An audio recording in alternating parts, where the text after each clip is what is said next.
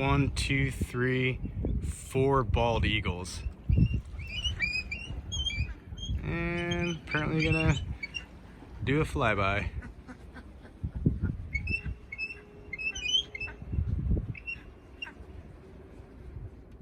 What's going on, guys? Welcome back to Angling Addicts Pacific Northwest. Today we're gonna be back out doing some jetty fishing, but I want to cover maybe 4 or 5 different rig setups for you guys that'll allow you to get out here on the jetty and be able to fish incoming, outgoing, slack tide. There'll also different setups for fishing for different species out here. Altogether, just kind of improving your chances of getting on some fish when you get out here. So let's get started with rig number 1. All right, guys, first rig is gonna be one of my go-tos. I've done some videos on it in the past. We usually use a little paddle tail, gonna be on a jig head. Now we'll get into that in just a second here, but what I usually like to throw that kind of setup on is something, a heavy duty rod, but I've got a bait caster here, which I'm really fond of when I'm out here doing jetty fishing, but I've got a 9-foot Berkeley Air. It's rated for 15 to 40 pound line, 2 to 6 ounce lure, and it's one of these rods that just gets the job done. It's nice and heavy, and that's really what I like. So what I usually have that paired up with, because we do have a lot of rocks and barnacles and things out here that'll shred up line, especially if you're just fishing with a monofilament. So what I've got on here is a 30-pound braid, high-vis yellow. And usually if I'm fishing the jetty down here, guys, when I'm with my leaders, I like to have at least a 20-pound leader, because then I can get it through the rocks and not have it get shredded up super quick. Now, typically if I'm out here and I'm throwing that setup, it really kind of depends on what the tide's doing. But as I said, I'm always trying to fish like an hour before slack tide and an hour after slack tide. And then I start to make some adjustments with my rig setups. But I'll usually fish maybe a 3/8 ounce to a 1/2 ounce, maybe even a 3/4 ounce jig head. And I'll typically match that up. What always catches me fish out here is I match those up with some Berkeley gulp, whether it's anchovies, sardines, or something like that. It's that little 3-inch. Give you guys one more closer look so you can see that. They come in a little 8-count pack in there, and those things will catch you guys some fish. And another thing that I like to switch up and use with those is I'll give you guys a shot into my tackle box here, and so you can see the different little grubs and swim baits that I use while I'm out here. All right, guys, looking into the first tackle box here, we've got a nice little load of 3.5-inch Yum Pulse baits. You can see I've got everything kind of labeled up top here. Nice little selection of different colors. Now, with these 3.5-inch ones, I'm typically throwing these on maybe a 3/8 ounce up to about a 1/2 ounce jig head. Now, if the tide starts moving a bit and I want to get something a little bit heavier, maybe a little bit bigger, then I'll switch over and start using some of these other paddle tails, some of these bigger grubs that we've got down here. And this guy being probably one of my favorite colors for fishing out here on the jetty. So if we're not fishing with some of these gulp baits, then we're going to be fishing primarily with some of these guys down here and some there. So it gives you a nice little selection to be able to go through and hopefully get on some fish. So this first rig is really straightforward. We're coming from our main line down to some leader, but we've got our leader hooked up with a line-to-line knot here. So we've got a uni-to-uni knot, which is going to run down about 3 feet of our 20-pound leader, and that's going to come down to our 1/2 ounce jig head that we've got here. Now, when it comes to putting on baits, I know that it can, if you don't know exactly what you're doing, things can be a little bit difficult, and you definitely want to have the best presentation that you can have while you're out there fishing to improve your chances of catching a fish. And so I'm going to find something that we can put on there. In fact, we're going to use one of my little favorite guys here. So what you want to do when you get these guys on is you can kind of match it up, and you can see where that hook is going to be coming out, because if you just come in here blind and you're trying to fit it on there, you might be coming up too short, and you don't want to have your grub being all kinked up. If you could have a nice straight presentation, then you're going to be much better off. And you want these tails to be hanging down. I mean, you can do them up, but every time I'm fishing, I typically have them down.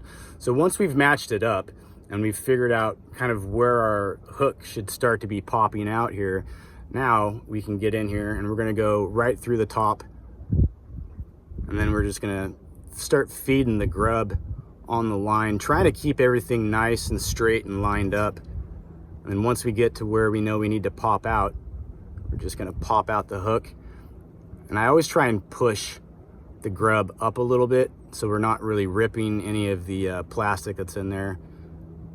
And that gives us a pretty legit presentation, which is easy to go out and just fish, and I'll show you guys what it is and the technique that I use while I'm out here fishing that setup.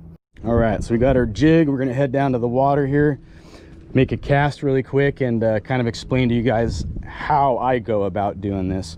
So we do have an outgoing tide right now, and typically if we have moving water out here, I don't like throwing this setup. This is more of my, like I said, an hour before slack tide into slack tide, and then in about an hour after slack tide.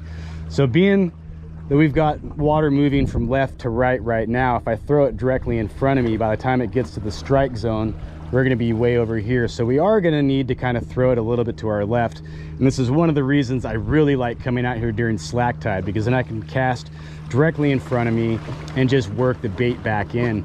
And if I'm out here during a slack tide, I'm usually casting as far as I can, letting this thing get down to the bottom, and then I'm bouncing it, doing slow retrieves. So let's get this out into the water.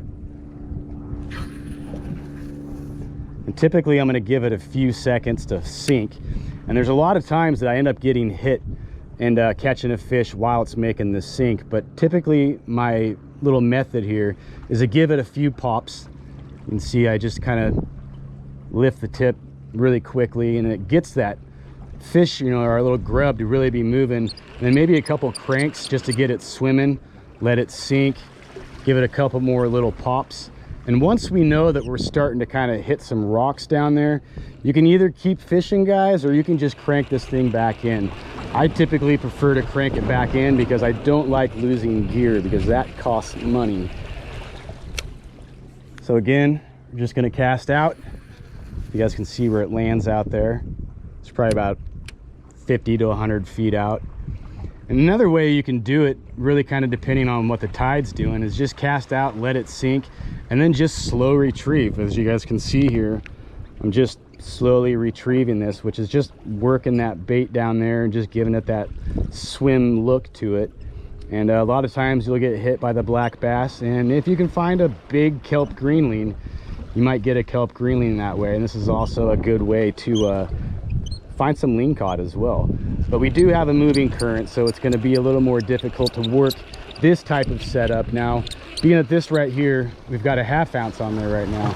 Obviously, you guys, we can get a bigger jig head, which is going to allow you to get down a little bit faster. I just prefer to not go too much bigger than a 1/2 ounce or a 3/4 ounce, because if I'm needing to go that much bigger, I'm usually just switching up the technique that I'm using and the rig that I'm using. So that's just a quick little lowdown of getting these guys out there. All right, now when it comes to fishing that rig, whether you're fishing the grubs, you're fishing these little minnows, the setup is the same, and getting that bait set up on your jig is the same every time.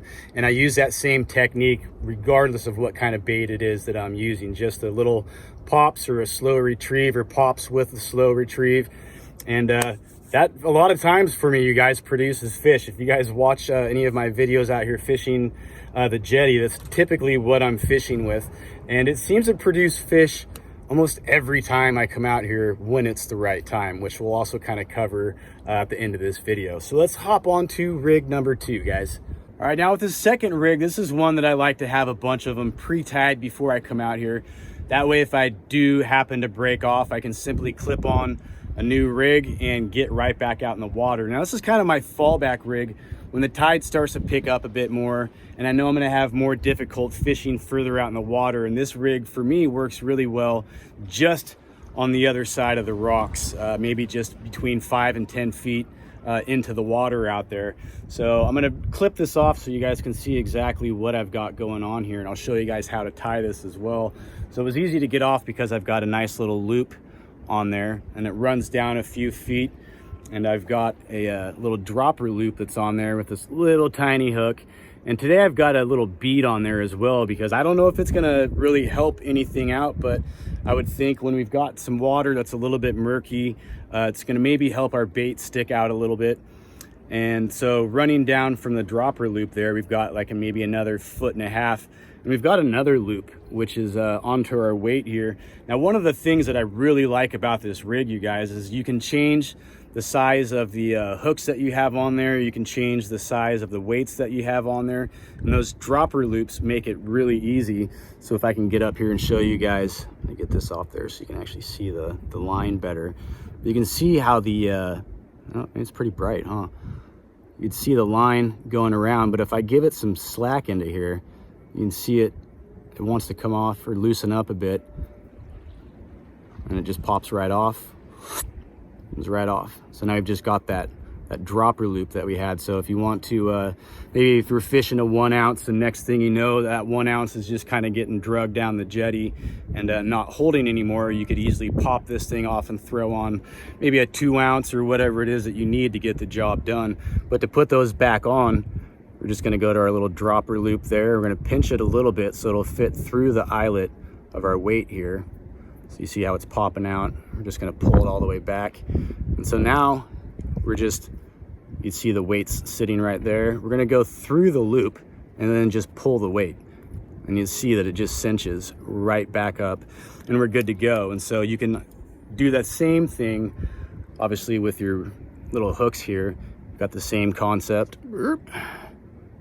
Trying to do this on the jetty, you guys, is always interesting. So same thing. If you need to do a bigger hook, of course it's not going to work for me right now. There we go. We can pull it off. And you know what? I think I'm actually going to switch maybe to a bigger hook, but we'll get this guy back on for now. So now it comes to tying this rig. So what I'm going to do is I'm going to show you guys a quick little clip tutorial of being out here the other day, showing how to tie this up. And when we come back, you guys, we will do rig number 3. All right, so I've got about 5 feet of leader here. So we're gonna go to our first tag end of our line. And we're gonna make a loop and we're just gonna pinch it between our fingers here. We're gonna take this baby in half. So we've got like this nice little bow going on here. And the one that has the 2 in here, we're gonna put our finger through and wrap it twice. And then we're gonna see if you can reach through and grab that other loop that we have on that other side. And we wanna pull that through, nice and tight. So what you're left with is a nice little loop. You cut off that tag end. So up from that dropper loop, we're gonna go about a foot, foot and a half. We're gonna make a loop and we're gonna pinch with both hands up on the top. So we've got this little gap there in the middle. So we're gonna wanna take that gap and we're gonna spin it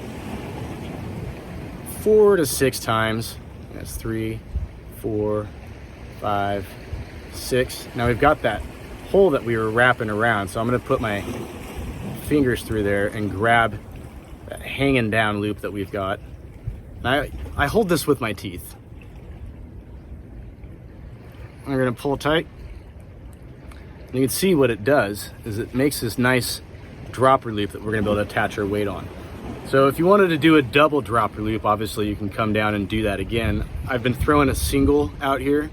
So we're gonna go to the bottom for our weight and we're gonna do the same thing we did at the top. And this is gonna allow us to just clip it onto the end of our line. Granted, we've got like a snap swiveler or something on there. We'll cut that tag in. So now let's say we were to put our weight on.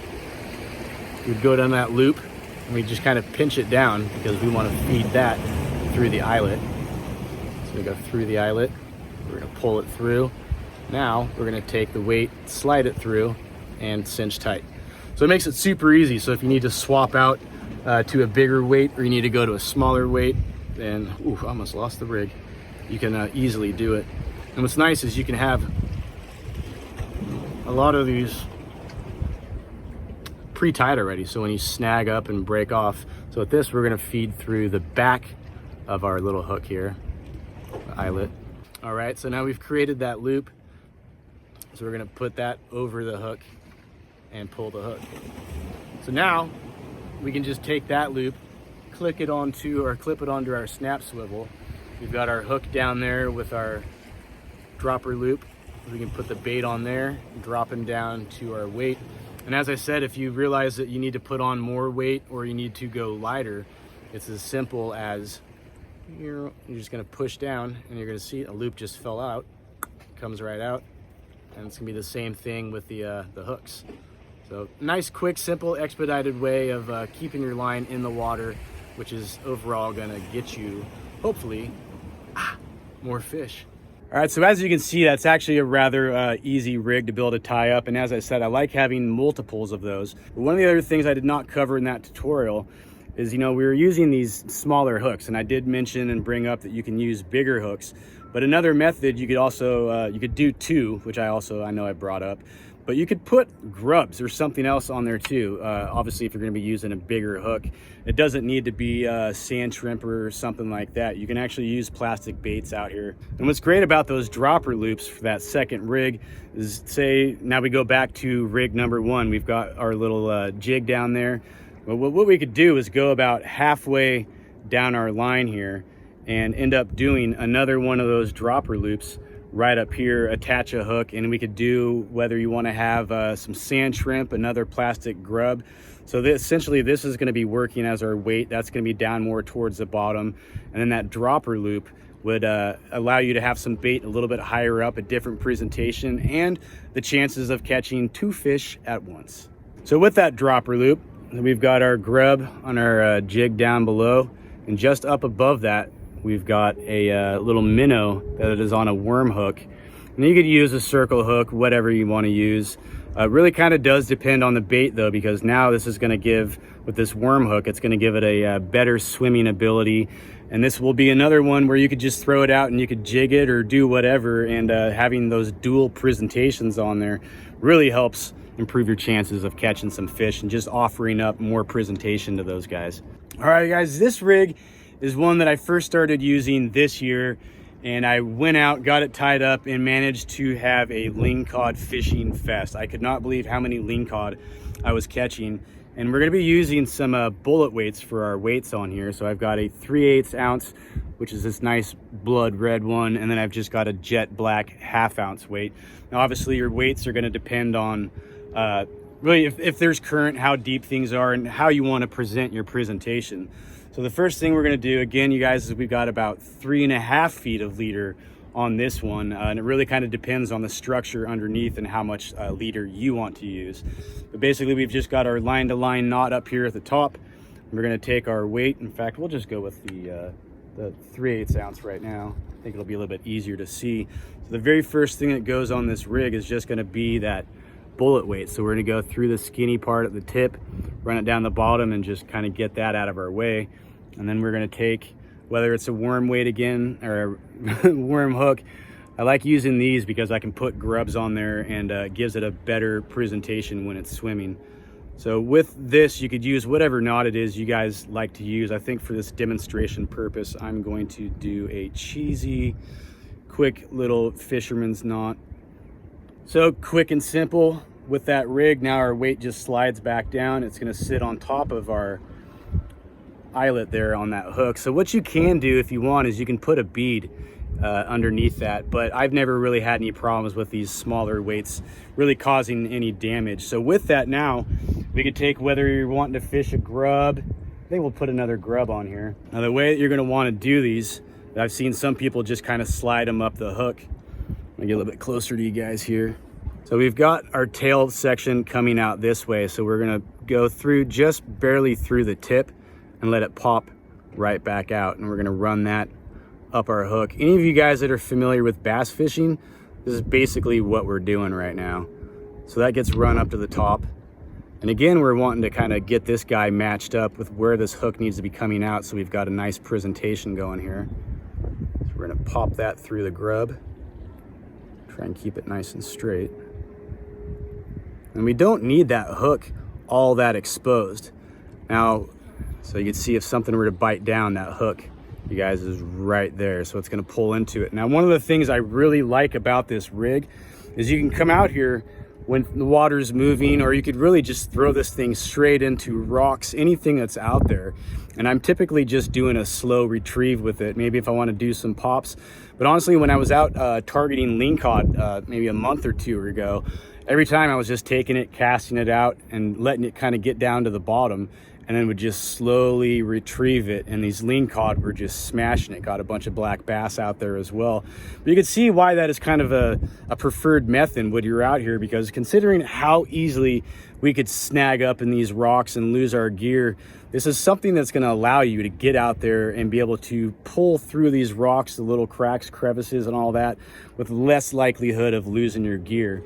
Now, another thing you can do with this rig that I really like, again, you guys, we're always going back to that little, that dropper loop. So if we've got our guide down there, we can come up a foot or so and do another dropper loop in there and have another grub or whatever it is you want to have on there to just up your chances of maybe getting a strike, offering 2 presentations instead of 1. So that one, you guys, really simple, really effective in my opinion. And again, if you guys are familiar with bass fishing, a lot of Senkos and things are fished that same way. All right, so as mentioned with this dropper loop guy, we just put another little dropper loop about 1.5 feet up from our other little guy. So we're going to do the same thing of pinching down the end of the little loop there, and we're going to run that through the back of the hook. And we're just going to grab that loop and work the hook down a little bit so we can take our hook and run it now through that loop. We're going to pull that tight. And so that's going to give us another hook on there that we could put another one of these grubs on, or we can do one of these little minnows or something like that. Whatever you guys want to put on there, try and catch some more fish. All right, now this next rig, you guys, is a really effective one, and it's one that I prefer if I'm going to be fishing with this setup. I want to be doing it during slack tide so I can throw my bait out there and just kind of let it sit without my gear being drug around. Granted, you can go with a fairly heavy weight, and even with these higher flows out here, if you're fishing a heavier, whether it's a triangle weight or whatever kind of weight it is you're going to be using, if you have something heavy enough, it'll actually hold out there. But then with all this debris and weeds and stuff that are moving through, you'll find a lot of the times that you're having to reel in and get all this crap off of your line, because it's going to end up covering your bait and your whole setup out there. All right, so coming from straight from our rod, we've got our braided line right here, the end of it. And so the first thing that we're going to put on, this is going to be a bottom fishing rig. And so the first thing we're going to want to put on, and there are different ways we can do this, but we've got one of these little sliders on there. All right, so we're going to take that slider and we're just going to feed it through our line here. And we're going to slide that down out of our way. And then I've got a little 6mm bead. I'd prefer to be using a 5mm, but this is what I've got right now. Just this little tiny blue 6mm bead. We're going to put that on. We're going to slide that down. Then we're going to need a swivel. And so since we're using braided line, I'm going to go with a polymer knot because it seems to be a good knot that'll hold while we're out here doing this. So if you guys aren't familiar with the polymer knot, it's a simple knot. So we'll just tie it really quick here. So we're just going to fold our line in half there. We're going to pinch off that little loop there, and we're going to feed that through the eyelet on the swivel. So now it's just dangling. Let's see, we're going to get a little extra to work with here. So now I've just got the swivel that's just kind of hanging out. We're holding the loop down here. We've got the little tag in down there. So we're going to take it and make a loop, if you see.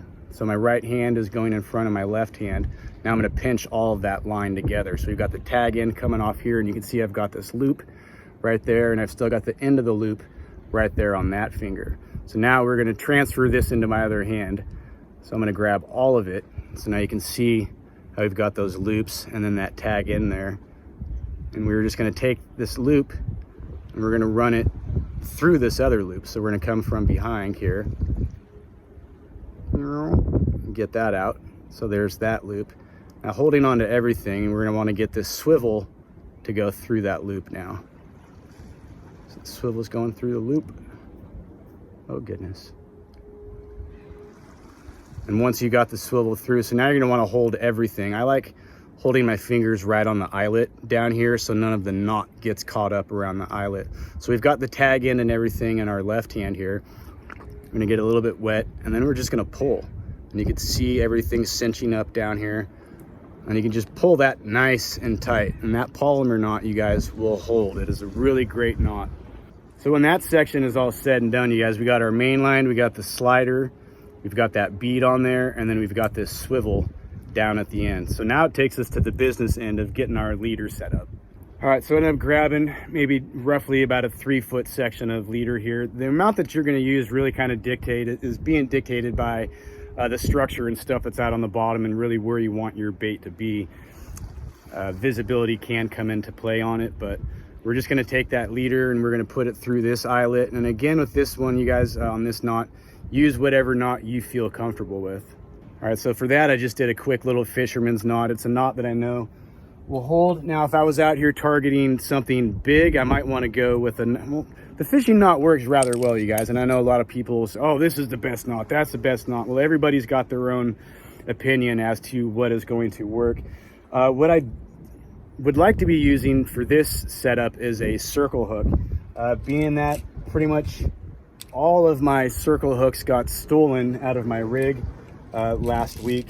I'm just going to put on, that's a circle-ish. This hook is a bit smaller than I want, but you want a circle hook because the concept of this rig is you're going to throw it out there. We're going to eventually have a weight on here, and that weight's going to sink, and so your bait is going to be on the end of your line, obviously. And now you want a fish to be able to come up and grab it and go to swim away with it. And once that resistance is met, it's going to pull that hook right into the corner of the mouth. One of the things about circle hooks is if you try and set a hook with a circle hook, a lot of the times you end up pulling the hook out of the fish's mouth. So this is really a throw it out weight until you see that something is taking your line. So a lot of people will go out there and cast it out, get a little bit of slack in their line, and reel it up just where it's barely loaded.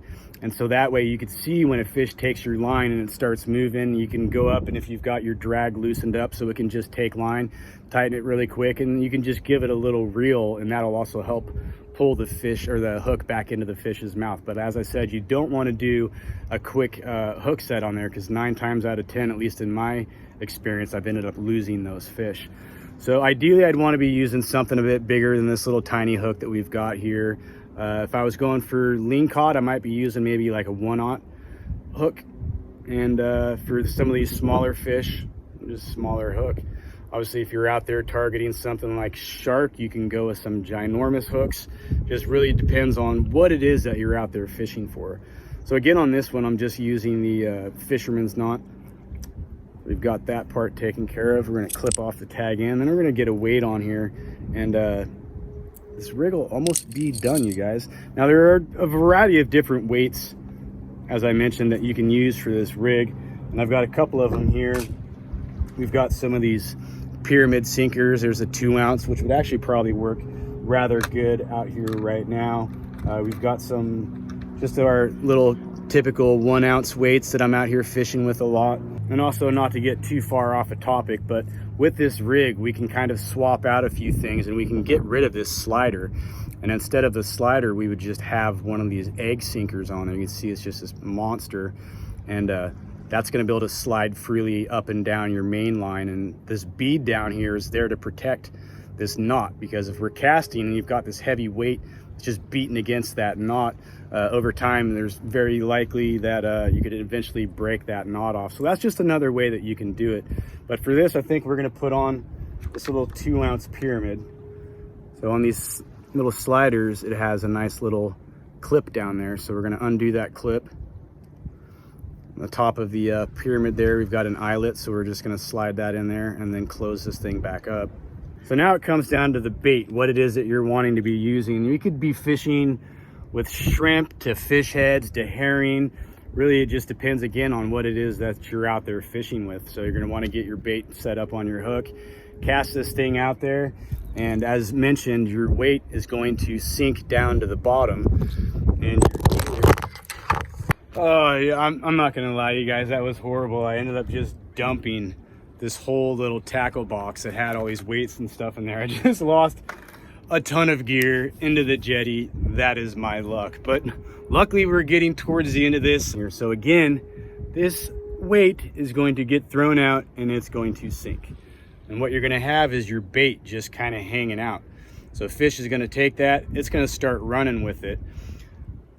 And what's nice about having this slider on there like that is even though this weight's going to be sitting down on the bottom, the fish could take the bait and start running, and the weight is going to stay in its place, but you're going to see the tension on your line, and then see the line going away. You're going to be, obvious indicator that you've got a fish on there. And it's going to be at that point that you're just going to want to slowly tighten up on that fish, and or if it's going to get that hook set on its own. But I like, if I see that line moving out and I know I've got a fish on there, I usually like to start doing a slow reel, so when that slack becomes nice and tight, hook gets pulled into the corner of the mouth and you can pull in your fish. So that's just another way of going out and trying to target whatever it is you're trying to target, you guys, when you're out here on the jetty. Having these multiple ways of being able to get out here and try and catch these fish is much better off than coming out here with the one known technique that you have and finding out that that technique doesn't work every time you're out here. You got to kind of tailor your rig to the conditions that are out here. If you guys can do that, I guarantee you're going to be improving your chances of catching some fish. Yeah, there's our first fish. Another nice striped. No. Oh, wow. That is another really nice kelp greenling. Wow. What a awesome fish. And that is a tank. Thought I could feel you down there. You guys can see that. That is an awesome looking kelp greenling. Like huge. Huge. Nice, buddy. All right. Well, man, it's another reason I love this rig. Ooh. Oh, that was a good takedown. That bait's got to be getting picked enough to where we should be able to get the fish on here shortly. There it is. Right there, too. Oh, man, that's a nice stripe perch, guys.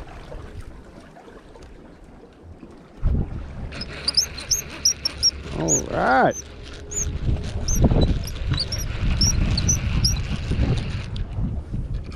Oh, that is a beautiful kelp greenling, guys.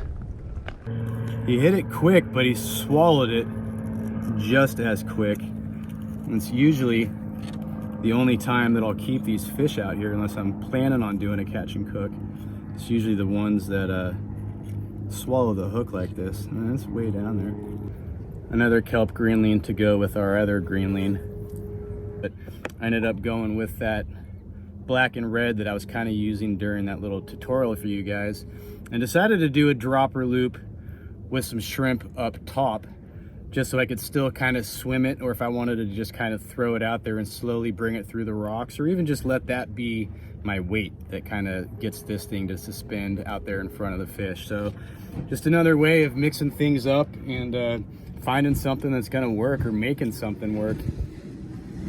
Oh, there we go. I was not even ready for that fish. That kind of was a surprise.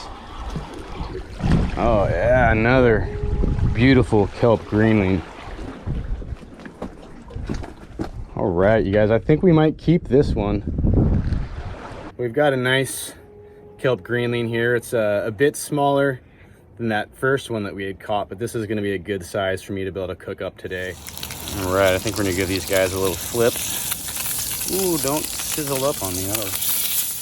This is delicious, you guys. I really hope for those of you that are trying to get into doing more jetty fishing, that this video helped you guys out, maybe with a little more technique and just different approaches to go out in there, or getting out there and fishing the jetty. If so, please give it a thumbs up, give it the old little likesy poo, and if you guys are new to the channel and this is maybe the first video you've seen, maybe check out some of these other videos, and if you guys like what you see, please subscribe to the channel. So again, thank you, you guys. Best of luck to all of you, and I hope to see you out on the water.